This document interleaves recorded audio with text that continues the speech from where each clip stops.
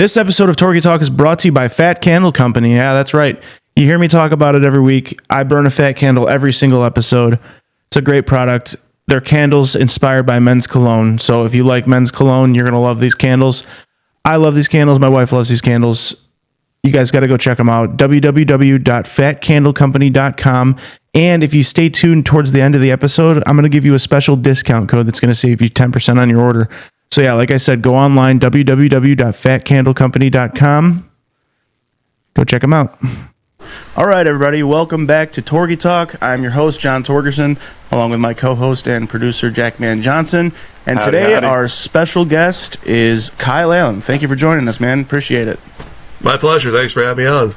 Yeah, man. This is we've been talking about doing this for a couple months now. So yeah, the time has flown by. Remember, we just talked about. I feel like I just talked about it to you. Felt like it was yesterday, but it was like 4 months ago at Babs, I think. And yeah. Well, I remember that I actually forgot about it, and it wasn't until I reached out to you, and then that reminded me. Oh yeah, I did agree to that because I forgot to put it in my calendar. Yeah. Not to any disrespect or slight towards you. No, I just of course. Yeah, no, you got. I mean, I know you're a busy guy. You're doing shows all the time. So speaking of that, how long you been doing comedy? Over 9 years. Holy shit! 9. Okay. Right. 9 years. Wow. What made you start? How old are you, by the way? How old do you think I look? I would say we're gonna 38. guess 35. Yeah. Fuck. Normally people guess younger than that. 33. 33. Oh. Damn it! I feel like an asshole now. Because you say 9 years. Well, you say 9 years, and I'm like, I just think I started late. I don't know. I don't have that much gray in my beard. No, you don't at all. I don't know. I don't know. I just kind of look up to you as like an old. I feel like you're just older. So I don't know. You're. You look young. You really dig yourself. You really like digging yourself holes, don't you, Torgy? I'm digging it deeper. I know, but it's good cardio. I know. I've done it a few times on stage. Oh shit! What made you get started into comedy? Well, I've talked about it on stage briefly, but depression. So depression, and also it's a long story. Essentially, over 10 years ago, I was originally pursuing music. I went to music school, and then me and a buddy of mine, we started doing some writing. We wanted to write an internet series, and that never panned out. And then right around that time, that's when I was getting huge into guys like Louis, which I know Louis in certain circles is persona non grata, but he was my biggest inspiration next to Carlin. So, yeah, then that's what made me get more intrigued and interested in stand-up. And then I just went out and did it. Okay. You got any more inspirations? Because we usually ask people, what is their Mount Rushmore of comedy? And you said George Carlin, and who else? So, for me personally, Carlin, absolute, has to be there. No question about it. He was the first stand-up comedian that I looked up to, but Louis C.K. was the one that made me want to do stand-up. So those are the two distinctions. So, I mean, regardless of the Louis' conduct, I think I'd have to put him in my Mount Rushmore because aside from that, he still is one of the best comedians ever. And so we got Louis, we got Carlin. Who are the other two? Fuck. I'd probably have to put Bill Burr up there. I mean, I would say that's a safe bet. It's really hard to just narrow it down to 4, but I think number 4, I think I'd have to go with Dave Attell. Oh, nice. All stand-ups, yeah. I usually got a couple of skit artists in there, Trevor Moore from Wise Kids You Know. Yeah, except for I just mostly focus on the stand-ups. I mean, I do Wise Kids You Know, and no disrespect against comedic actors or sketch actors, but I mostly look up to stand-up because my art form is stand-up. I haven't really branched out to other forms of comedy or anything like that. Yeah, that's kind of where we're at right now. We're Jack and I both have very common goals when it comes to what we want stand-up to lead to for us. We kind of want it to lead into sketch, and I've always wanted to I love the show Workaholics. That was always been kind of my dream to have a show like that with my best friends, and because I get really nervous on stage. I love stand-up. I'm never gonna stop doing it by any means, but I just behind a camera is a lot less nerve-wracking than in front of a bunch of people. You know what I mean? So that's kind of where. Pussy. But hey, I am getting a lot more comfortable now that I've been, doing it a lot more, because, the last 8 months I've been putting in a lot more work than I ever had in the last 2 years. So it's it's hard work, man. It's not something that you could do overnight, man. And no. Let me just tell you right now, it's like, if you feel like that you're getting nervous and all that, like, that's like the entire point of it. Yeah. Like, I mean, well, I think I actually just put on my Spotify. Oh, you're good. Yes, I accidentally did. I accidentally put on my Spotify. All right, now we're good. No worries. Live entertainment, everyone. Gotta love it sometimes. I'm even bombing off stage. Isn't that great? But I just the nerves have gotten a lot more tolerable as I've it's just repetition with anything. Even if I take a week off to, because every once in a while I'll take a week off just to be with the family. And even that first mic back, I'm like, ooh, I'm a little shaky. And I'm just like, once I get throughout the week, it kind of gets a little bit less. But, I mean, it's the nerves are never going to go away. You just get better at dealing with them. Yeah. And honestly, you want the nerves to be there, because when you got like that nervousness and that anxiety before stage, that means adrenaline. You care. Right. For sure. I mean, that's like the whole give or take with it. It's like, yeah, like getting up on stage is nerve-wracking and anxiety-inducing, but the payoff, especially if you do really good, that adrenaline pumping through you, like, you can't replace that feeling with anything else. No, it is the best feeling ever, crushing in front of, like, dude, I did the Laugh Lounge recently. There's 30 people there, and it's like that tight room, dude. That feeling from just everybody laughing, you're just like you said, it's unmatched. It's like, it's so addicting. If you don't feel nervous, you're dead inside. Yeah, that's true, for sure. But I'll tell you... Well, I mean, all of us are dead inside. That's why we're doing comedy. Let's be honest, guys. Yeah.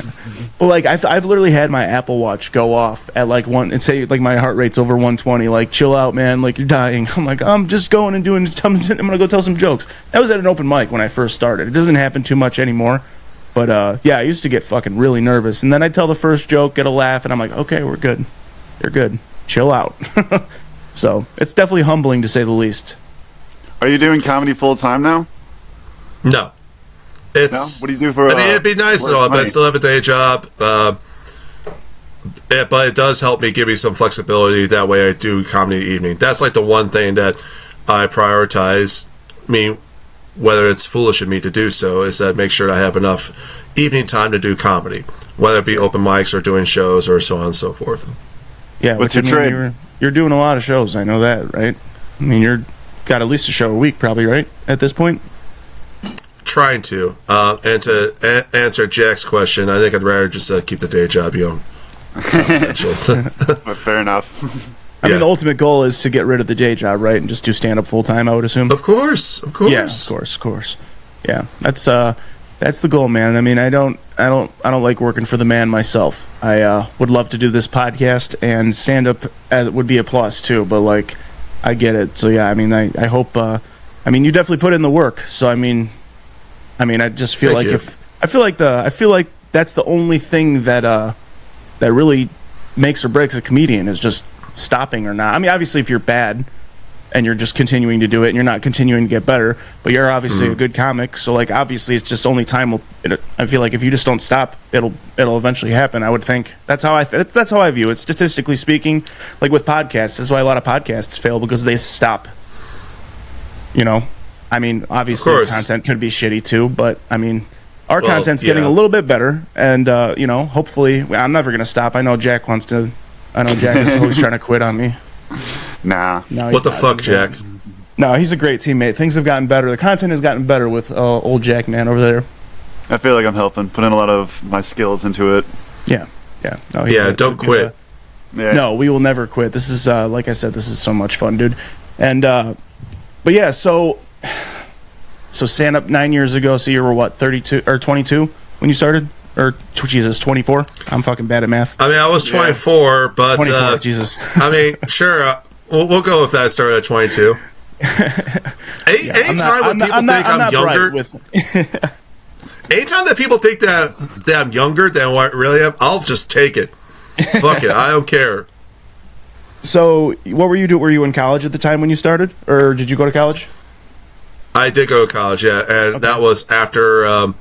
I dropped out of college because like I said, I was going to music school, Chicago College of Performing Arts, and then I got my music education. So, what music education, that was what I got my associates in. Then I went to CCPA for jazz studies and all that shit. Okay. And I liked it, but the reality was that... What was that? The jazz studies, just smoking weed and listening to jazz?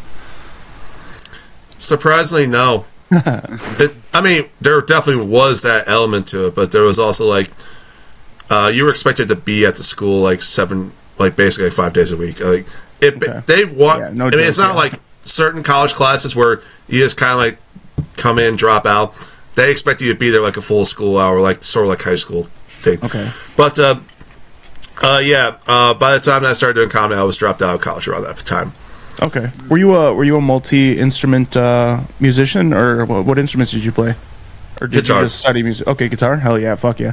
Dude, I tried to pick up a guitar so many times in my life, and I could just play like basic 3-chord songs like any 90s song, and then I just gave up because my appetite got way higher than my skill level, and I just got frustrated and put it down. I'd pick it up for 6 months, put it down, and I don't know. It's too much. That's too much for me. This is just I feel like that's most things that drive people away from doing anything, is that they try it and then they get frustrated, and then rather than like put the work in and grind out and actually build some skill for that one particular thing, they just get mad and just drop out.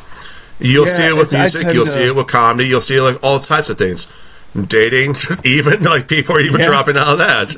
Yeah, for sure. I mean, I actually used to be a metal vocalist for a while, like because I used to scream and stuff, and I. Oh yeah.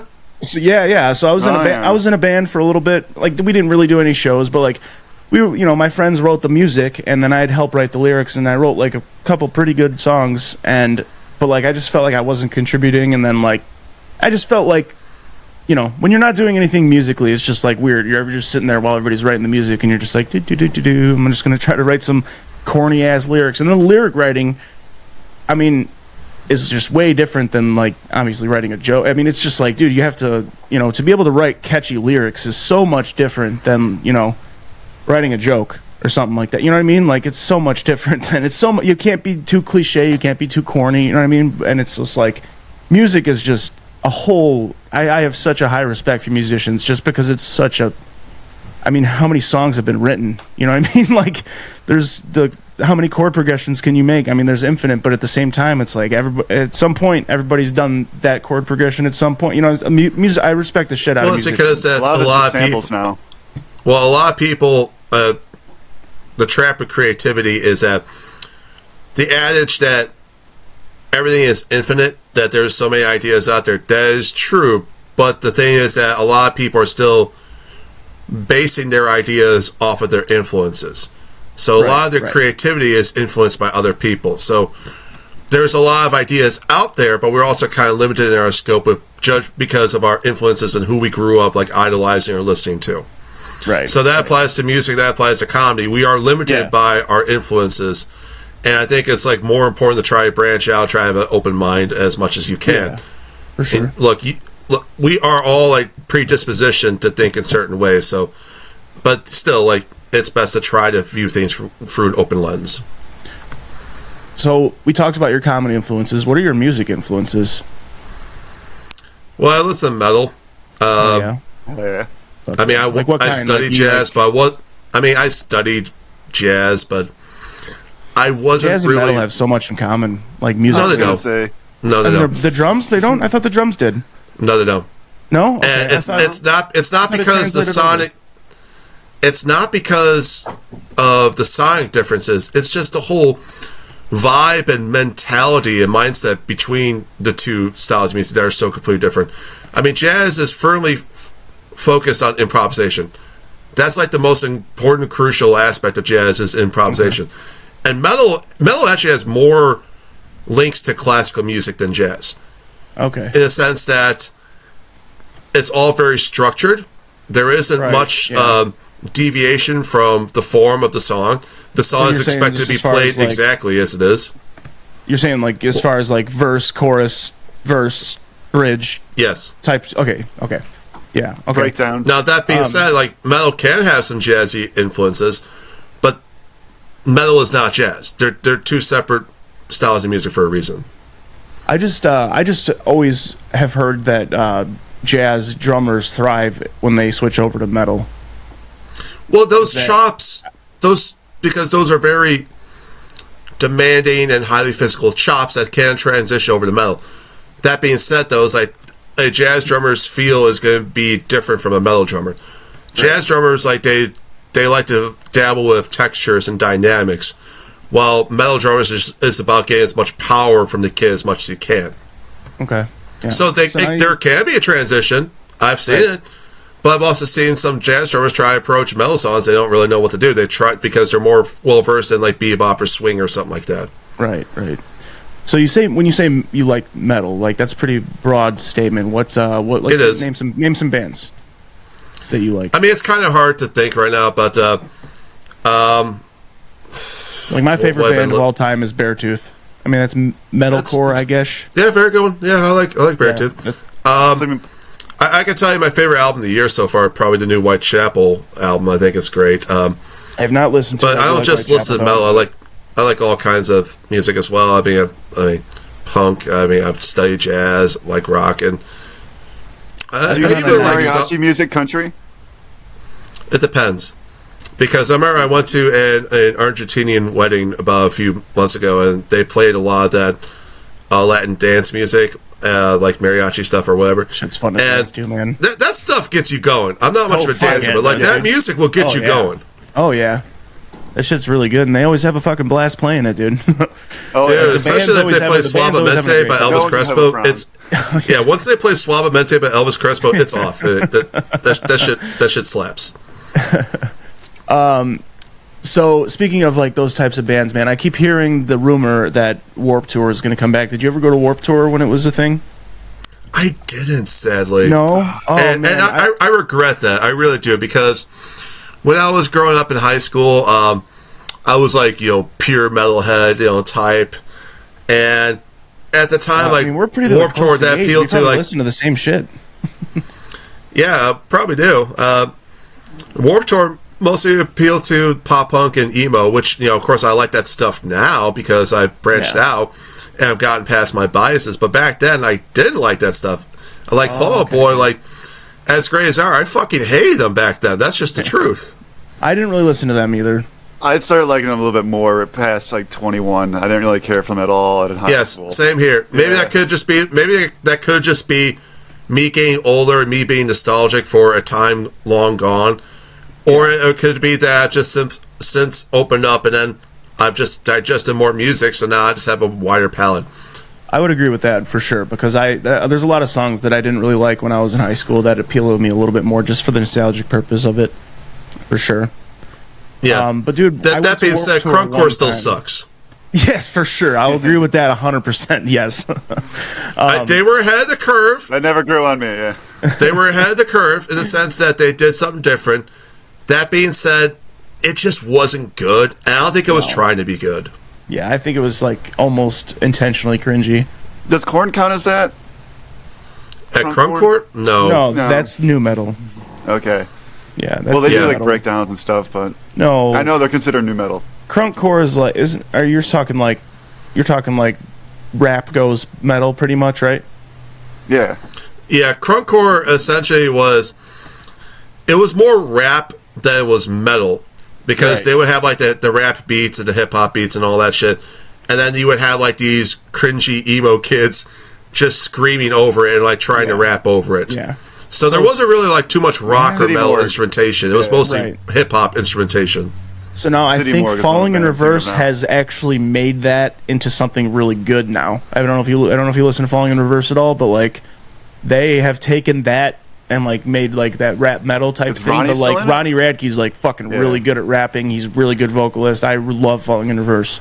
I liked him, then I hated him, and now I kind of like him again. Dude, their new shit is so good. He is very talented. I mean, love him or hate him, you can't deny that man is talented and he has a vision, and then he is largely responsible for rock and metal kind of staying somewhat in the mainstream scene. Because 100%. The mainstream scene now is being dominated by pop and rap. Yep. So, as much as people hate Ronnie Radke, like him being so outspoken and controversial also kind of helps keep that music in the public consciousness.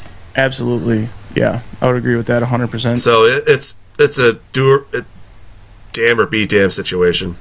Yeah. So I actually went to Warped Tour one time in 2011, and it was like, I want Warped Tour to come back so bad just because of the fact I got to see like 8 of my favorite bands all in one day. Like I saw A Day to Remember, Attack when Caleb Shomo, the lead singer of Beartooth, was still in Attack. Was that when he was the lead singer? Because I know like Austin Carlisle. Yeah, that was towards the end of it. Was way before. It was way after Austin Carlisle. Carlisle was in Of Mice and Men at that time.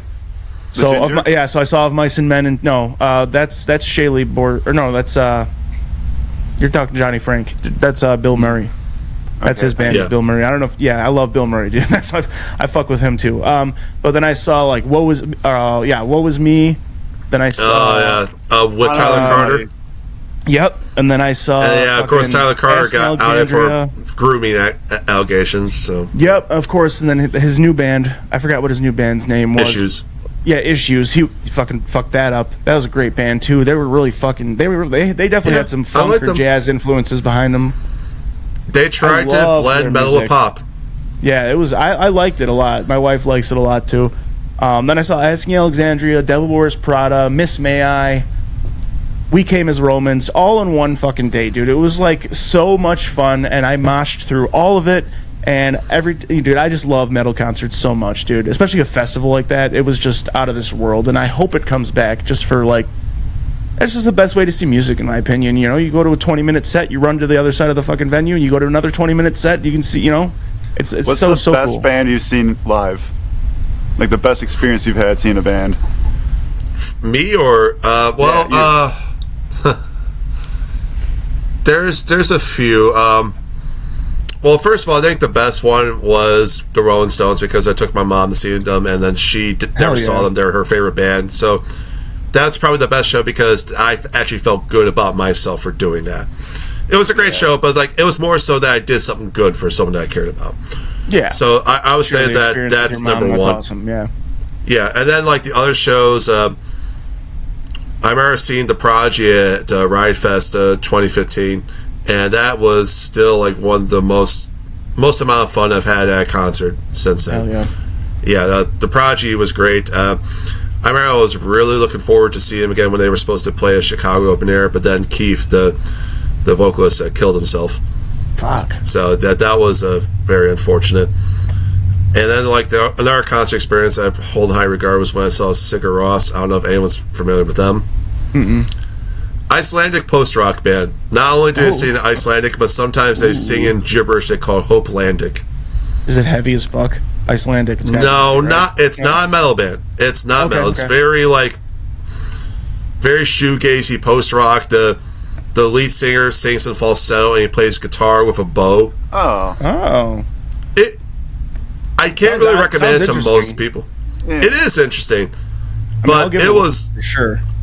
I mean, if you're going to listen to one song, probably Brennenstein because that's the more industrial one. That's the more darker one. But yeah, they're very.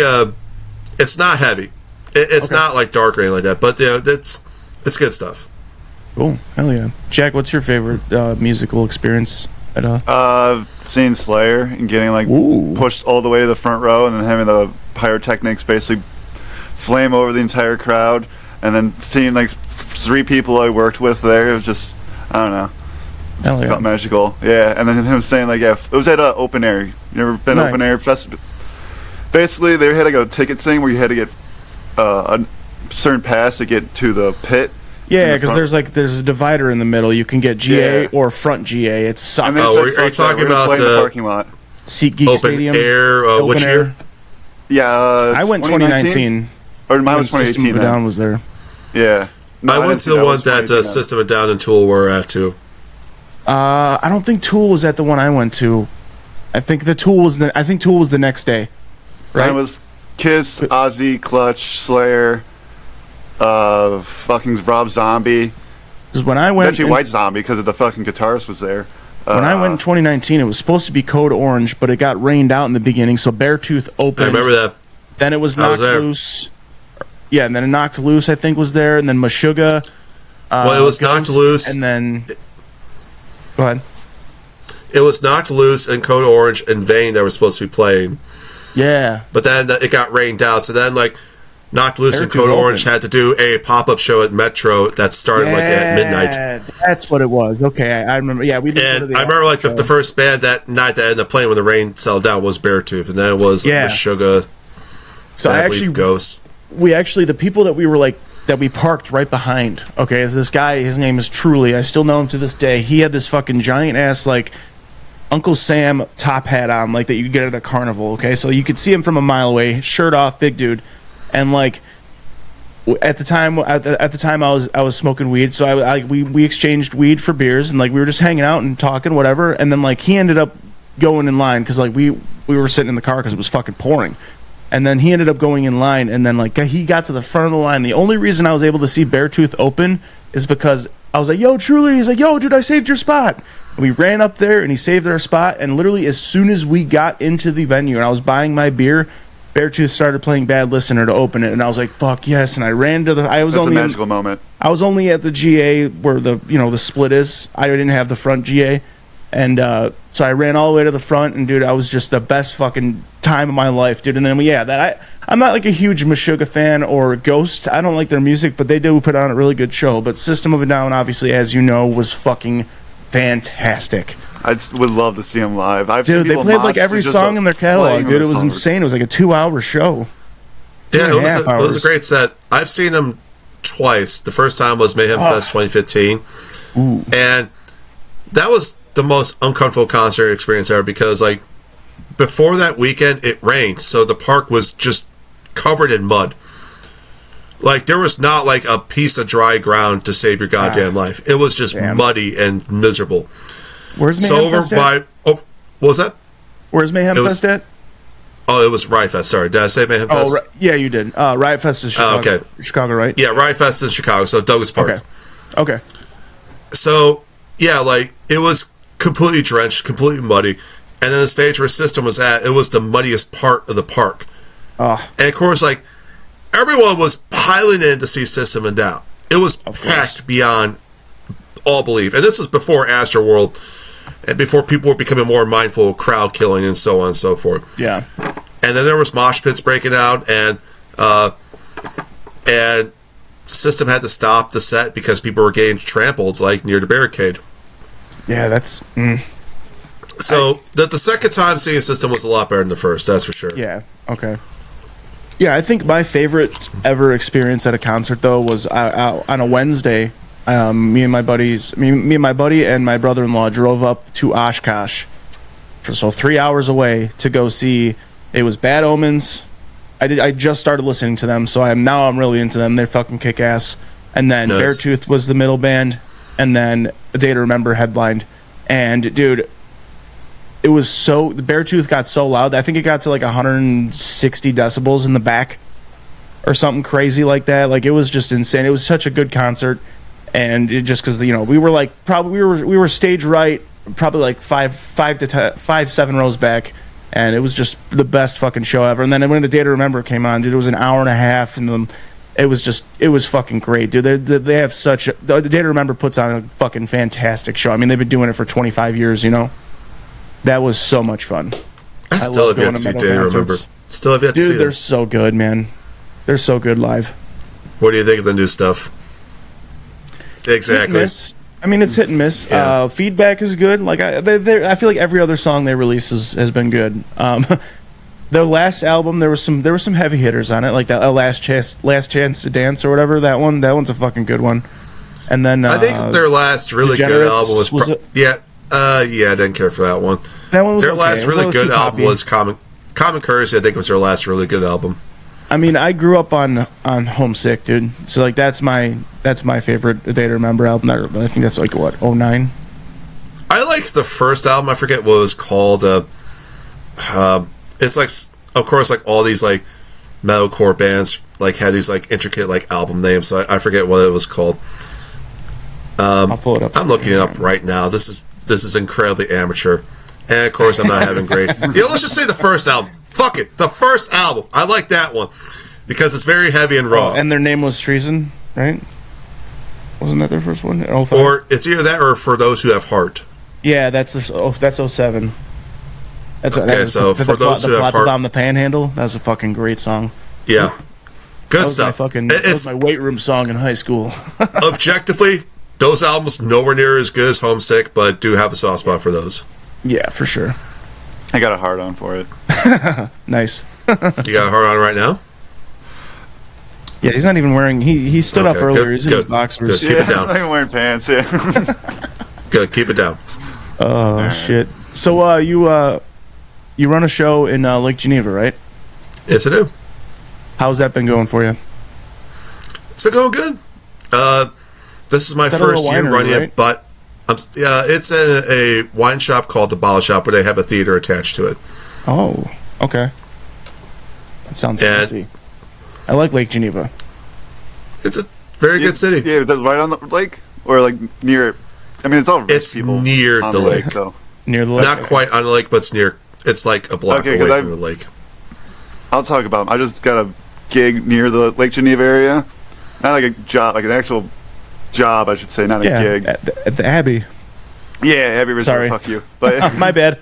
I can cut it out if you want. Yeah, I don't care. Okay. I got plenty of options, but yeah, I just got hired there, and so I'm fucking excited. And what I saw is just trailer park, then fucking rich, just really rich, and they're like a block away from each other. Does the Abbey have a golf course?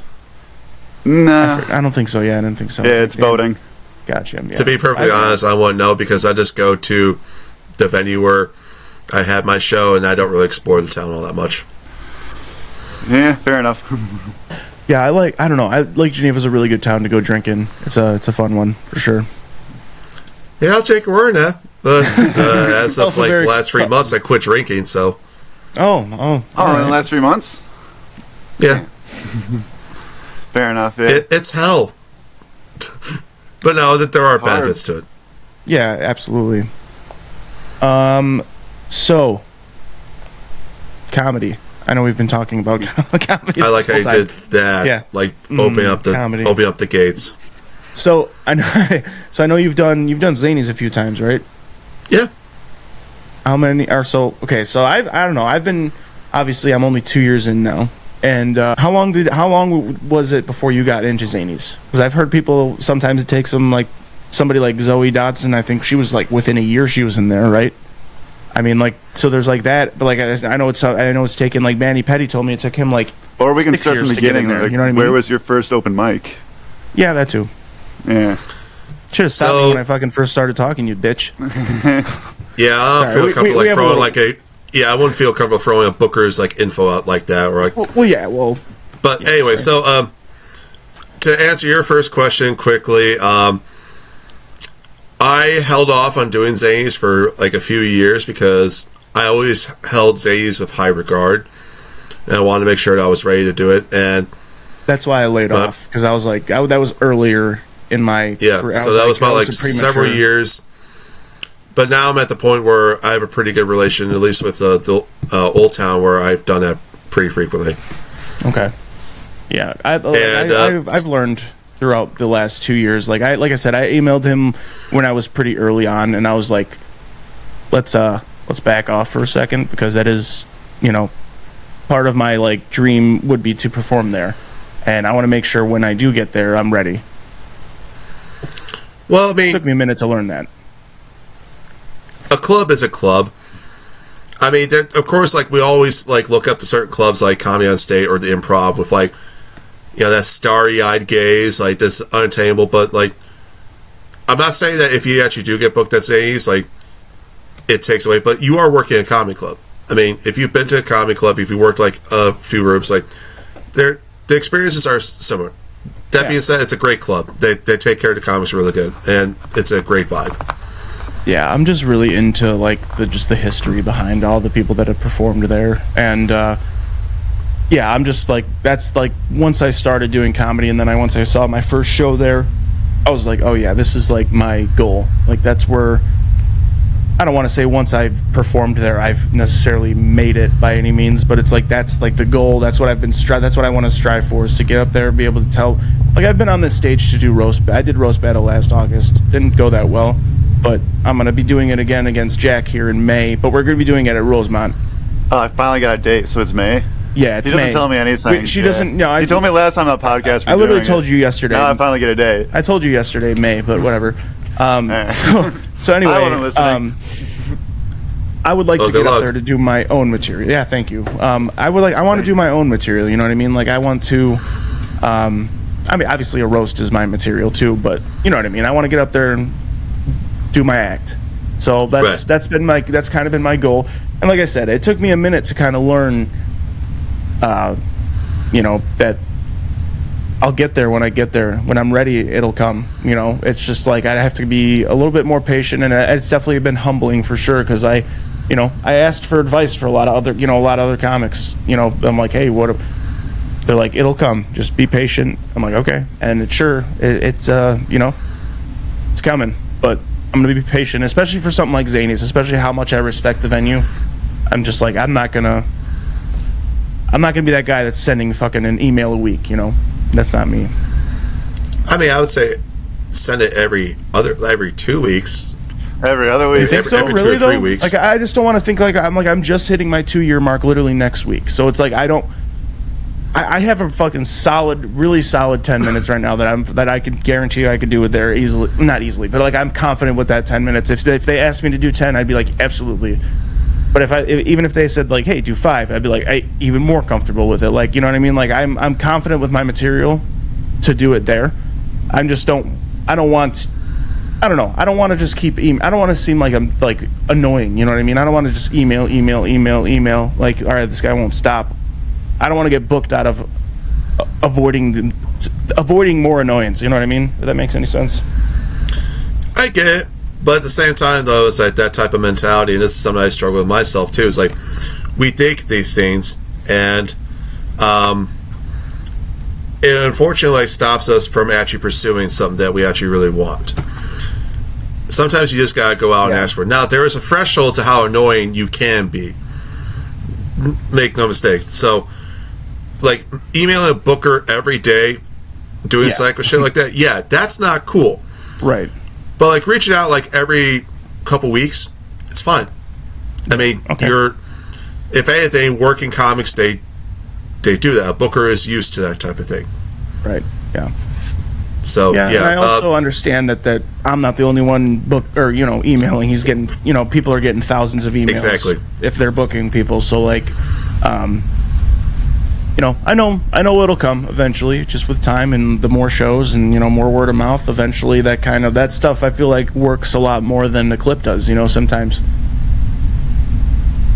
to an extent. I feel like. Maybe. I mean, I think another thing that helps too for people who are trying to get into a club, if it's not like too much out of your way, go out of your way to the club and actually see a show and maybe talk to the staff a little bit.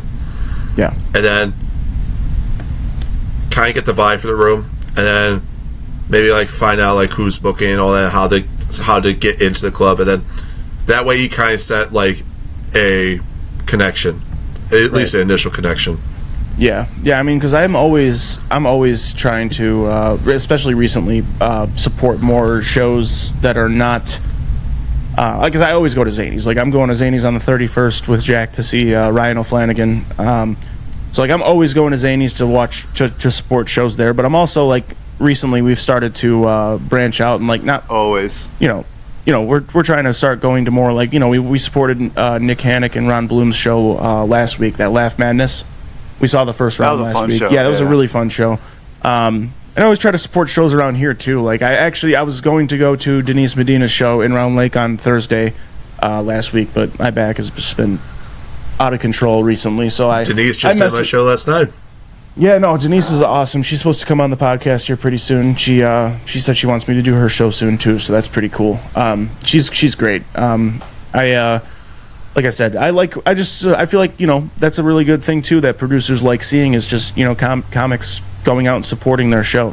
That's a huge just showing your face and showing that you're supporting the scene and giving back. It's a huge thing because a lot of like up and coming producers, they may have a hard time like promoting getting people out to their show. So even if a comic comes through to watch, that means more to them because, oh, you actually came out to see us. Even though you want to get on a show, you actually came out to see us because we didn't really have that many people in the showroom. Yeah. Yep. Yeah, that makes a lot of sense too. Yeah, I just, sometimes it's also like, it was really fun to go to that show last week because it's really nice to just sit back and be a comedy fan for once, as opposed to sitting at an open mic and waiting your turn. And I love going open mics. That's like the tricky thing. It's like that's the tricky thing behind it because like we get in the grind mindset of constantly doing open mics that we forget about how to enjoy a comedy. Yep. And sometimes I gotta force myself to go see a show. And it's good because like that way I get to sit back, watch the show, and also it gives me like some ideas. I mean, not stealing from the comic, but like it helps me think about certain things in a different way. Right. Well, when you realize you're not paying attention anymore, you realize you're thinking your own shit. Exactly. Yeah, you start re-energizing. Yeah. It's a nice fresh way to. I always try to forget, or I always try to not forget that I was a comedy fan before I was a comic. So it's like I can't forget that because then I feel like that takes away from the love of it. Because once I start like grinding and I'm like just focusing solely on getting booked, then it takes the fun out of it. You know what I mean? It really does. That's why I tell new comics enjoy the first year of comedy, even if you suck, because that's the most fun you're going to have. Because that's when you just like worry about going to open mics, meeting friends, maybe getting fucked up with your buddies after the open mic. Like that's the most fun you're going to have. 100%. And then, not to say that getting booked and like doing shows isn't fun. It is, but there's also a lot of pressure that you probably may not have expected. Yeah. Yep. I know that first year, man. That because that was a lot of suburb comedy for us. We were like, every Wednesday night. It was Tuesdays at first, then I moved to Wednesdays. We'd go to Village Spirit in Round Lake, Billy Long's mic. And that was bartenders would just overserve. It was great. Every fucking time, yeah. We'd do comedy. Fucking 1 a.m, yeah. It was a fucking great time. That's why a lot of us suburb comics are pretty tight. Like we all go to each other's shows still. We're all pretty involved with each other's careers, and it was like awesome to gain those friendships. Yeah. And it definitely helps. That's like the difference between like what people call the suburb scene or like the city scene. Like honestly, I don't think there really isn't that much difference between the two scenes.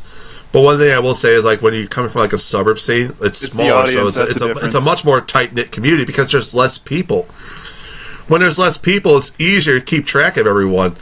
Yeah. Well, as opposed to like when you go to a metropolitan area where there's more people, you're not going to have as much camaraderie because there's just more people. Yeah. And it's like it's kind of hard to keep everyone together like that. Yeah. I mean, you go to a suburb mic, dude, and there's like a packed night is 20 comics. If you're lucky, it's most likely going to be 13 to 15 comics. You go to any mic in the city, it's fucking 25, 30 comics, every single one of them. Someone brought their parents. Yeah, a couple friends are there. Everyone knows someone in the audience. Yeah. Yeah. And this is the interesting thing about Chicago is like, I've been doing comedy for about 9 years, and I've been to like most of the open mics. And just when I think that I've pretty much met everyone that I could meet who's doing comedy, I'll go to a different room, never been to, and there's like 15 dudes who I've never met before, Three Blind Mice, who have been doing it almost as long as I have. So yeah, the scene, there's so many different like pockets of people that are doing comedy in Chicago. Yeah, we went to Three Blind Mice 2 weeks ago for the first time. That was our first time at the Lincoln Lodge, and it was just like 23 comics that we never heard of before. I was like, holy shit. The only person I knew of was Ryder Ollie and fucking Brandon Kiefer. That's my first time seeing him. Oh yeah, I've seen Brandon Kiefer 100 times. Oh yeah, I did the first night Blake did the Vixen. When I did a guest spot 5 minutes, Ryder Ollie was on there, so I'd seen him before. But other than that, like that was the only two comics that I had known from there. Everybody else was brand new, so it was kind of cool to see a fucking fresh open mic. It was kind of a nice breath of fresh air because you go to the same mics over and over, and it's the same people working out the same shit, which is fine because it's like I like doing it in the same room that you get comfortable. It's it's comfortable to work out new material in front of people. Sometimes I like going to a brand new spot and working on something brand new. But I mean, for me, I have certain rooms for certain things. There are certain rooms if I'm working on like new material that's a little bit more raw and not polished, then I go to like certain rooms because I feel like I feel more comfortable doing that stuff. I don't want to say safe, just more comfortable. Right. And then like there are rooms if I want to try like the more polished material or the stuff that that's more accessible for comedy club crowds or like older crowds, such as like my Lake Geneva show. It's an older demographic. So trying to find ways to make them laugh too. It's like you gotta try to find ways to cater to each crowd. Yeah, exactly. Yeah. Diversity. I will say totally like just towards your own material. I'm not gonna say your bit on the jumping through hoops joke you have. That's a new one too. Yeah, that one's fucking hilarious, dude. That's a great joke. That fucking one cracks me up, dude. Oh man. What was I gonna say next? Jack, did you have something?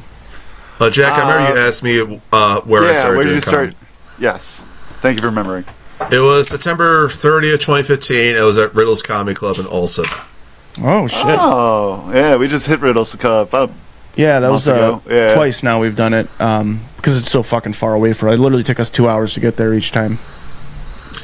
Yeah, it was like 30 minutes away from me. 10 to get back. To this day, it's still the closest comedy club to me.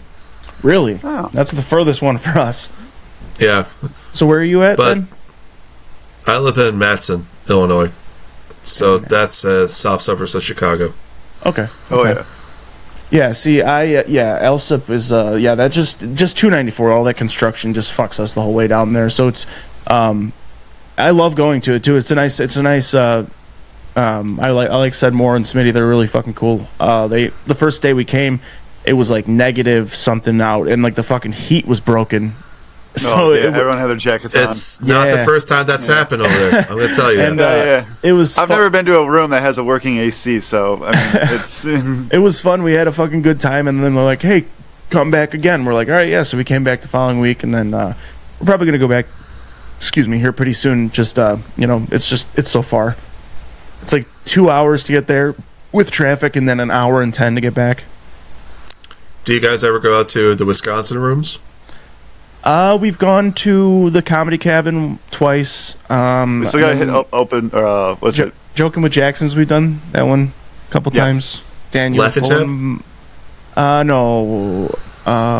Yeah. That's in Milwaukee. Right? Yeah, I think I've never been to that one. I don't think I've been to Monday Mass. I've been to that one. I want to go to the Improv. I know that's on Thursdays. I think, right? I believe so. Yeah. Yeah, and then I do want to make a trek up to Comedy on State. I've heard that's worth that's it. what I'm thinking of. Yeah, I've heard that if you tell I've heard if you get there, that's only like 45 minutes away from my work. So, if you ever want to pick me up, Yeah, well, I heard that they tell like if you tell them that you're from out of town, that they'll actually put you up. I don't know how true it is. We will see. Yeah, I mean, I've heard like that basically is the club in the Midwest. Really? Yeah, like I mean, think about it like this: like West Coast, like you're going to have the Comedy Store, like that's the goated room, and then like East Coast, you got the Cellar, another goated room. But New York has a lot of great clubs, but the Cellar, I think that's the one that a lot of people like really focus on. That's the Midwest. We got Comedy on State. That's essentially what it is, and of course you got Austin with Mothership and all that. Right. No, yeah, I would have thought like Zanies would have been more. Accredited? Is it? I guess not more or less accredited, but I guess it was. Zany's more Chicago than Midwest. Yeah. I mean, Midwest. Okay. I get what you're saying. I got what you're saying. Yeah. Just like separate Chicago from the Midwest is what you're saying, basically. Yeah, if we're just looking at Midwest as a whole, I think Comedy on State probably dominates that. Okay. All right. So, how did your first open mic go? Like, how did your first set at Riddles go? Not great. Actually, it was. I somehow got laughs despite sucking. So I guess that was something right there. And because like I had that made me want to do it again. Okay. That being said, though, my first set was complete dog shit because, like I mentioned, I was a fan of Louis C.K., so I wrote an entire 5-minute set about masturbating. Yeah. That's funny. Fair enough. That's funny. Yeah, and then I threw a Hitler joke in there. Yeah, because he's never been talked about before. Yeah, so did all that stuff, did all my Hitler and masturbating material, and then the host goes up there and says that, bro, you did a whole 5 minutes about masturbating and Hitler jokes. You are the stereotype of a first timer. Yeah, that's funny. Oh, that's funny, dude. Yeah, I just told a bunch of stories my first time, and they were long fucking stories. I'll tell you that. Yeah, much. that's a common trap for a lot of newbie comics is that they want to tell stories, but like you can only get so far with that because the reality is like your stories may be funny. Your stories may be funny with your friends because they're your friends. They get the context. Yep. They get the context, and they get all the people that you're talking about. When you're telling that to strangers, it doesn't translate. Yeah, for sure. And not to mention that go ahead. A lot of people just don't know how to tell stories on stage. Yeah, yep. And like how I approach like a story on stage is I don't write stories. I write jokes in a series. I wrote jokes in there to format.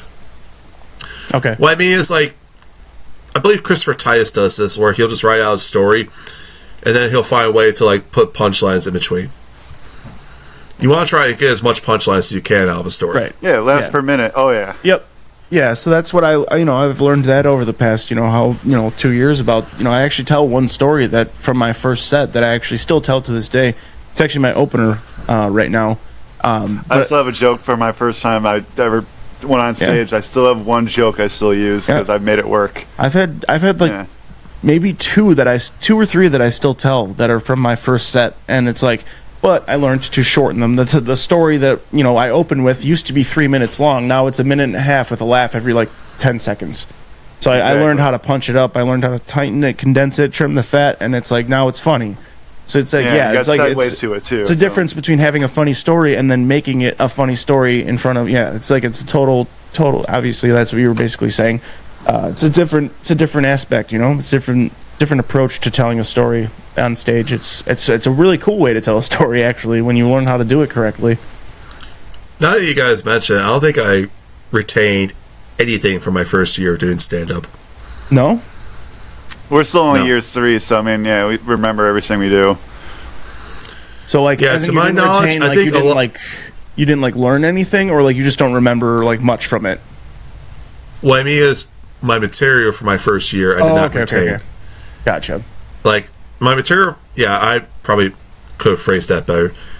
But the material that I wrote in that first year, I don't do any of that nowadays. Okay. Which I'm sure once we get 8 years, 9 years in, I'm sure we'll probably be the same.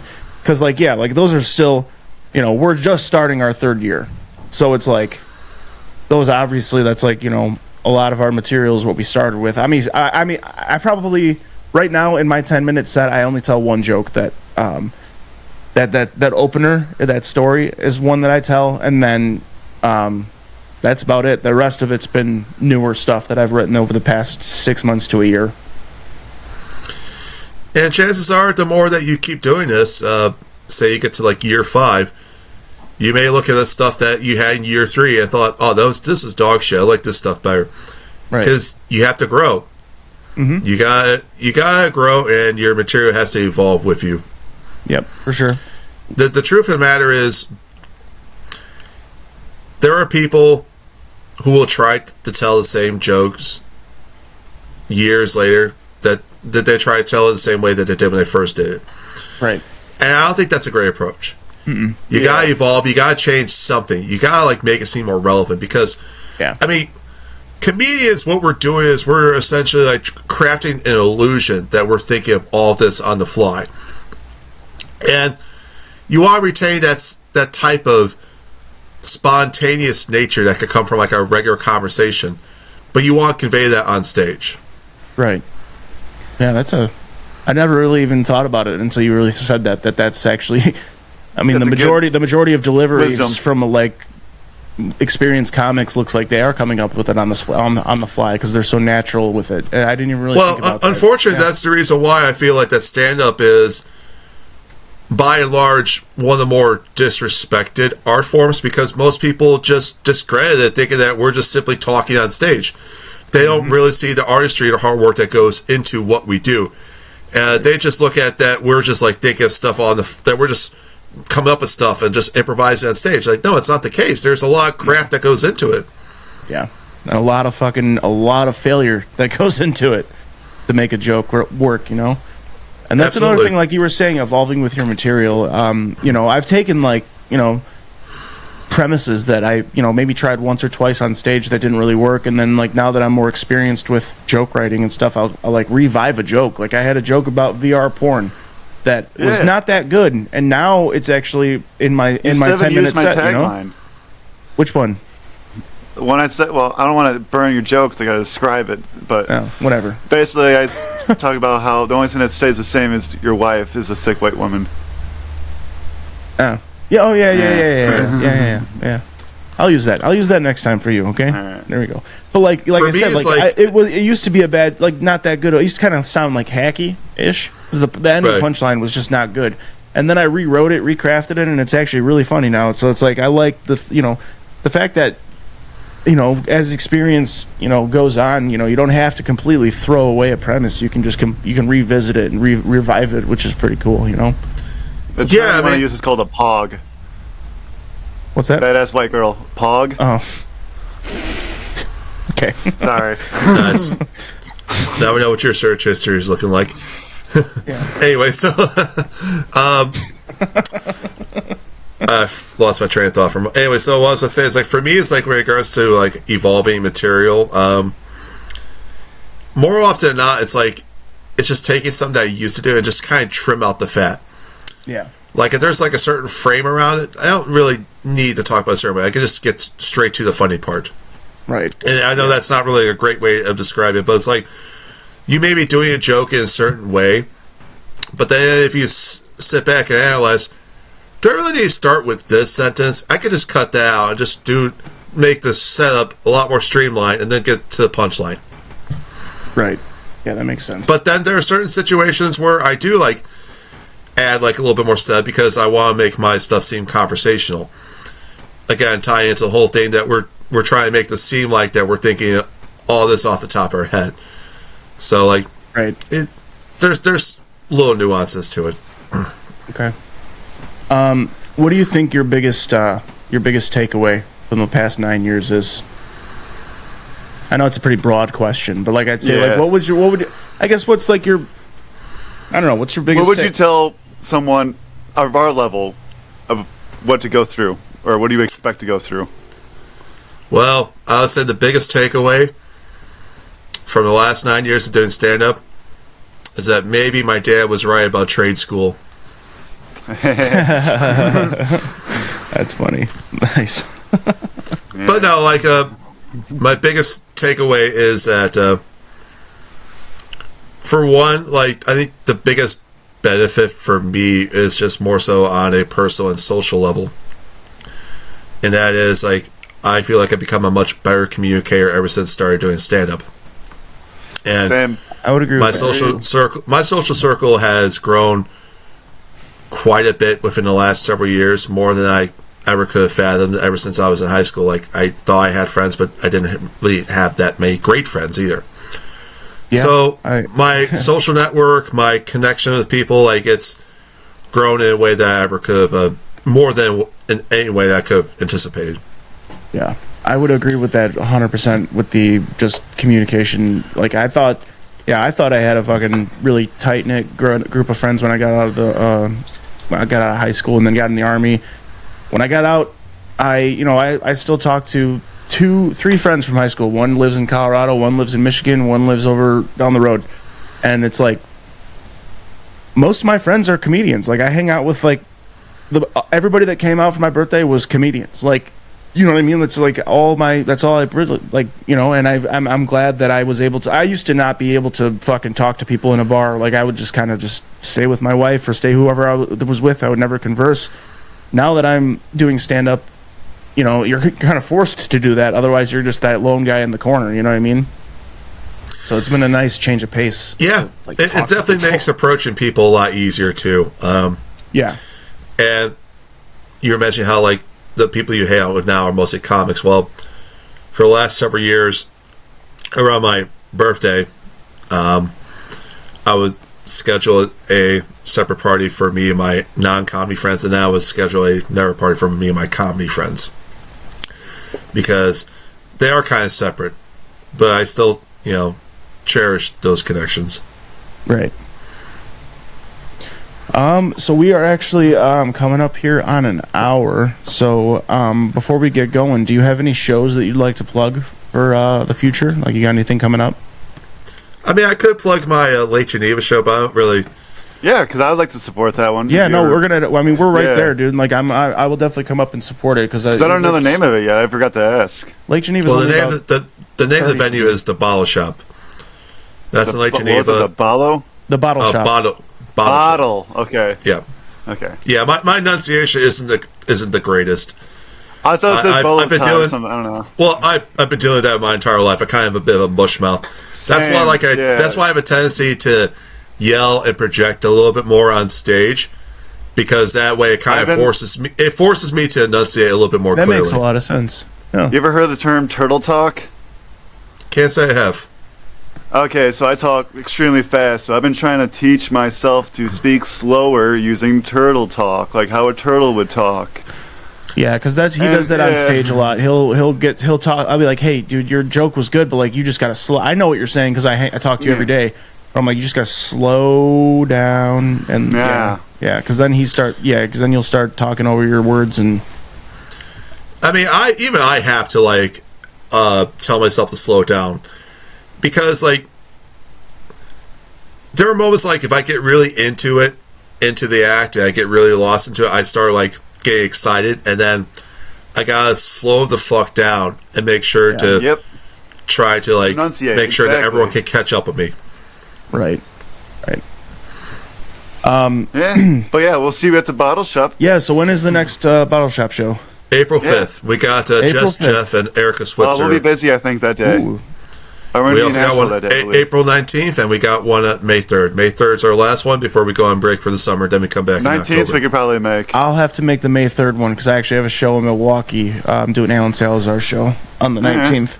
So yeah, so I'll go to the May 3rd one for sure, because that's. If if I get off of work early enough, I'll probably show up. Yeah, we do a 5 p.m. and 7 p.m. show. Okay. Oh, nice. All right. Hell yeah. You got anything else coming up like in the city that you want to shout out or? I do got a spot at the Den Theater in a few weeks. I'm gonna have to take a look at my calendar here. Den Theater. Have you done that before? March 28th. First time. Have you done that? Not my first time at Den Theater, but it'll be. That's coming up. Yeah. Oh, nice. Cool. Hell yeah, dude. Well, dude, I really appreciate your time, man. This was fun. I hope you'll come back on and continue to talk comedy with us. Mm-hmm. Maybe in a couple months or whatever, if you're not busy. We're gonna make our podcast mobile soon, so maybe we'll come to you. Yeah. That'd be great.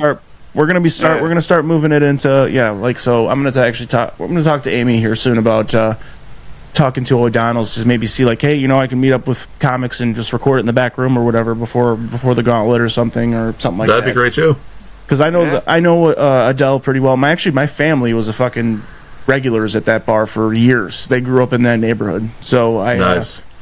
So I'm sure they would be okay with something like that. But yeah, no, like next time, hopefully we'll be able to bring it to you and do it in person. It'll be fun. Well, either way, I was happy to do this. So thanks for having me on. Yeah, man, absolutely. Everybody go follow Kyle on Instagram. Is it just Kyle Allen Comedy, right? Or is it just Kyle Allen? Yep. Kyle Allen Comedy. Cool. Follow him on Instagram. You catch him all over the city. And the Bottle Shop. Go follow it. Go look at it. Go listen. I'm going to go on May 3rd for sure. So perfect. Well, right. I'll see you guys around. All right, man. Thanks again. Appreciate it. We'll see you guys next week. Take care, guys. Thanks again.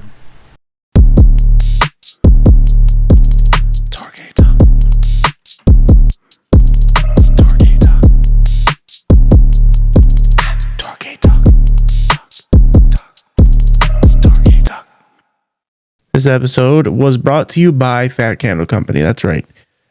You've made it to the point where we're going to give you a discount code for your order at fatcandlecompany.com.